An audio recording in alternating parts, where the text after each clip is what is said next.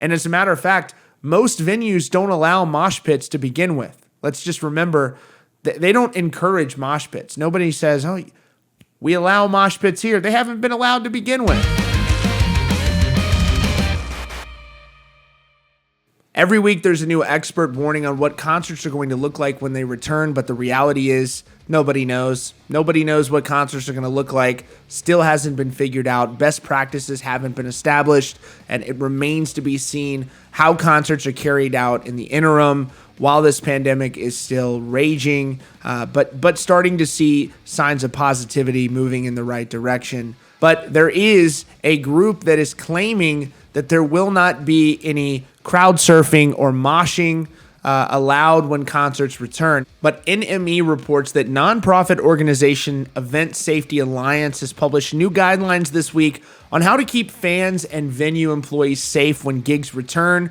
But it includes a temporary ban on moshing and crowd surfing.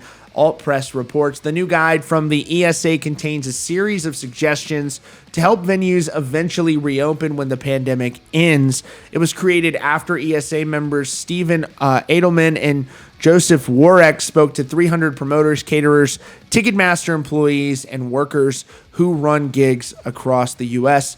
The guide also provides advice on how to handle illness among guests, sanitizing venues, and ensuring health of employees by staggering gig entry times and making all merchandise purchases contactless, which they should really do anyways. Half the places I go to, I just want to use my phone and go beep. A few obvious changes will be necessary whenever general admission events do open. Patrons cannot all stand at the front of the stage like they are accustomed.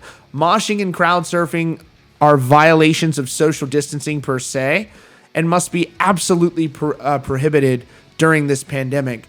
I don't understand how you can theoretically stand shoulder to shoulder if it's calling for that, but you can't push someone.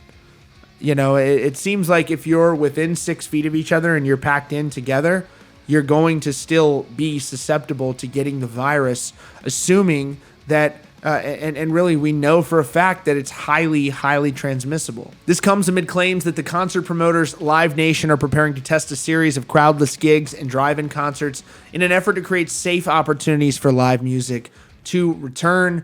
There's evidence of this. The Eli Young Band is supposedly doing a drive-in show down in Texas. So some of this stuff is already starting to happen. And I've said this all along. Ticketmaster is going to get shows going again the second they have the chance. Anytime you have a publicly traded company, their objective is to make a profit. Their objective is to make money for their investors. In fact, they're legally required to do so. So they are going to do everything in their power to put shows on. So right now, they can get experts to, and officials to allow them to do these drive-in concerts and try things like the Fan Pod show we saw in Arkansas.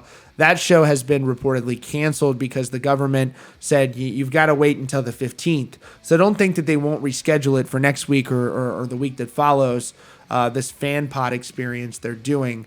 But whether or not shows return just really comes down to what state and local officials are going to permit in their specific areas, in those specific regions.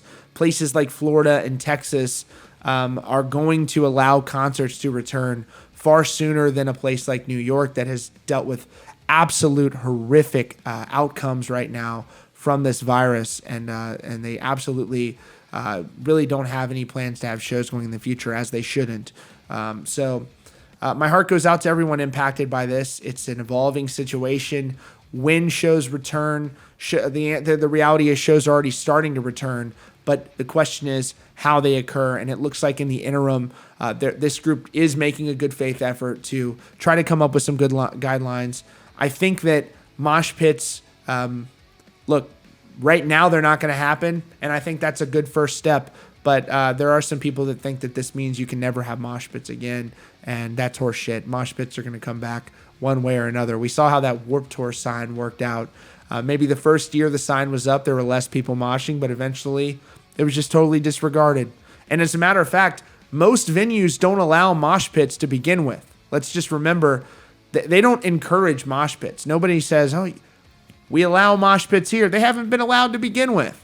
Anyways, that is all for now. Thanks so much for joining us today at Rockfeed. Be sure to subscribe and also consider memberships, behind the scenes content, early releases on videos. You can also get your band reviewed. You can become a band sponsor and get shout outs and videos, all that good stuff. Anyways, thanks again for joining us. We'll see you all very soon.